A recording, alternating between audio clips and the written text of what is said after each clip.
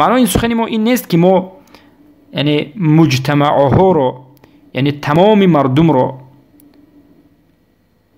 یک حکومتی که ما گویم این حکومت کافر است تمام مردمش رو هم والله کافر نمیگوییم. والله بالله تالله منهج ما اهل سنت و الجماعت است، هیچگاه مردم رو بالعموم تکفیر نمیکنیم.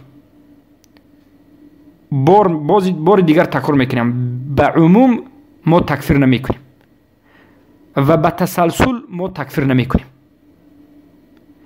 و ما اینچنین تکفیر نمیکنیم هر اون کسی رو که الله سبحانه و تعالی و رسولش تکفیر نکرده است. مثلا در زمان رسول الله صلی الله علیه و مکه این یک شهری دولت کفر بود، اما با وجود این در درونش مسلمان ها بودند.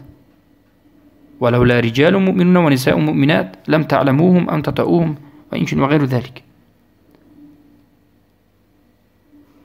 یعنی مقصد ما چیست؟ مقصد ما این است که بعضی از انسان های هستند که دعوای حق میکنند در حالتی که خودشون در باطلند، بمانند حزب ها و جماعت ها و بعضی از یعنی کسانی که به طاغوت پرستان و بمانندی سبحان الله این جهمی و مرجع های زمان حاضر از مدخلی های طاغوت پرست یا از این ملاهای حکومت پرست یا از این حزبی ها میبینیم که خودشون در باطلند و باز خودشون رو حق میگویند، از صوفی ها و غیره.